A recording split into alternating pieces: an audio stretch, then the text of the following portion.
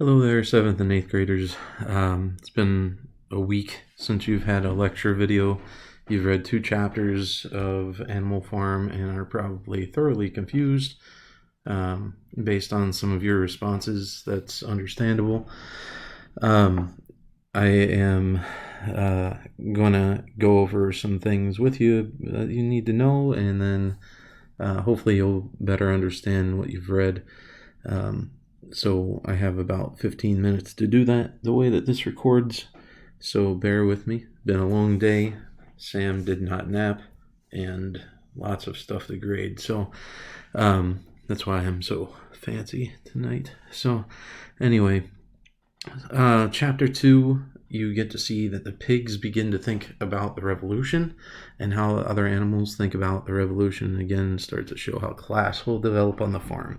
There's class warfare. There will be class warfare. And so there are people who are more important, people who are considered lowly, people who are considered the thinkers, the intelligent people, those who are worth trusting. All of those things are the classes that are created. We also see the pigs taking a leadership role. And when we think about leadership, and when we think about the Russian Revolution in particular, we need to think about totalitarianism. And that should not be a new word if you're having social studies class ever in your lives. But totalitarian is all control goes to one person. And so that's something to look forward to. We had old Major who is dead, and he took that leadership role, standing before the animals before he had passed away. He represented Karl Marx and Vladimir Lenin, kind of the main idea of what communism was supposed to become, but neither one of those people were alive when that actually happened. Instead, Napoleon and Snowball represent Stalin and Trotsky. Stalin, who we should know was a heinous human being, and killed millions and millions of his own people to maintain his power. And Lenin did the same thing to gain control of the Soviet Union. Well, Russia during that time became the Soviet Union. So, this is all kind of developing even early on in chapter 2. And, telling Molly, Snowball suggesting that Molly kind of accept the fact that she doesn't deserve this decadent lifestyle, or Molly's main concern is whether she'll be able to maintain that decadent lifestyle. And Snowball suggests that Molly, having bought into the idea that being enslaved by the upper classes and trying to move up is totally fine. So, you have to accept what you're given. And that's the main idea of communism. It's an entire nation doing the you get what you get and you don't throw a fit concept that you hear in elementary school. So she just has to kind of take whatever is handed to her. One of the other characters that we saw in chapter 2 is the old raven Moses, and the pigs don't like what he has to say because he's talking about paradise, or some sugar-coated lovely place that exists. That's heaven. And you don't have to do anything for that, right? We know that Jesus on the cross gives us that. We don't have to do anything for that. But if you're a part of a revolution, that's dangerous, because you need people who are willing to die for your cause. Well, what if your cause doesn't give the same promises that paradise gives to you? Moses represents organized religion, and communists do not like that, and that's still the case in China. You can't worship freely as a Christian in that nation. Why? Because it's dangerous. You're making someone else an idol instead of the leader. The totalitarianism, that one person in charge has to have all of everyone's love and support at all times. It's dangerous for people to care about others, to love God more than they love their country and their individual leader. That's why North Korea calls their leader the supreme leader. Well, he's more supreme than God. You have to treat him that way, or else he'll kill you. So chapter 2, we got to see Moses, and an interesting name also because of the biblical ties. But they sing Beast of England all the time, and it just kind of gets them back to the craziness of the revolution. So the pigs are okay with that being sang because it kind of recenters the purpose of what they're trying to do.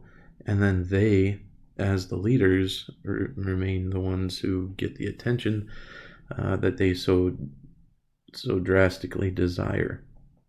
We get to see in chapter 2 as well that Mr. Jones, again, with the drunkenness, not feeding and caring for his animals, and eventually they turn on him. Why do they turn on him? They need to have all the things that they need. It's easy to take advantage of these individuals in the shape that they were in, being drunks and such. So that's when they finally turn on them. The things that they get rid of, throw down a well or burn, are the whips and the chains and the bits that allow the humans to control them. If those things are no longer there, then the humans can't control them.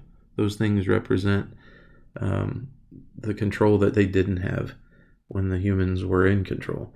So getting rid of those things was important as well. Ducks and hens, everything in chapter 3 works hard to bring everything together, but who isn't working? Pigs aren't working. Boxer and Glover work extra hard, and the pigs are just there to be intelligent. Again, this is where class warfare is taking off, and then the pigs decide who gets education. Why is it important that only the young are educated? Well, because those minds of the young are like sponges, and you can feed into it what you want them to understand, which is why people get so upset about people in schools teaching like liberal concepts, because we can shape the way that you think as teachers if that's the only thing that we're applying to you. We have to be fair and balanced, like Fox News is supposed to be. Anyway, we have the idea of education. And think about the Hitler Youth. That's what I put on that question for chapter 3. Why were the youths of Germany so important for Hitler to have on board? Because that's a generation of people who will think the same way as the leader. And if you get kids to buy in, and they buy in more than their parents, have you ever tried to tell a teenager that they're doing something wrong? You know what I'm talking about, most of you, right? So, telling them that they shouldn't do a certain thing, you get frustrated and you fight back, and in turn, you've been corrupted by whoever is trying to get you to think that way, whether it's Satan or a totalitarian leader. So Animal Farm, these people all represent something else. We have Squealer. Think about somebody who squeals on someone. That represents the press. The dogs are the guards and the secret police. We got to see some of the order that was being created with the pigs and then the dogs and then the next creatures and so forth as you get the order of the classes as they meet. So class warfare will continue. Education brings language, and what comes along with language is power.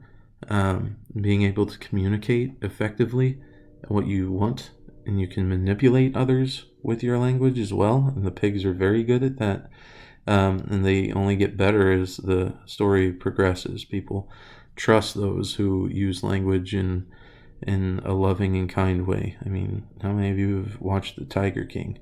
That woman who who uh, killed her husband seems so friendly, right? So we can use language to gain power, to manipulate, to gain trust, and to educate others. And that happens in this story, throughout this story. So there's different levels of literacy, and there's certain people who are allowed to get that and others who are not. And the pigs are the ones who determine that. And that's where their power lies, in educating the farm animals, and they get to determine who is on their side, because they've taken that leadership role because of their intelligence. So as you continue reading, you'll see this leadership change with Napoleon and Snowball and the dogs working together to maintain control and balance on the farm. And you'll see those commandments change. All animals are equal. Are they? Or are most animals equal? And that's the same kind of thing that we could say with our all men are created equal in our most famous historical documents in America.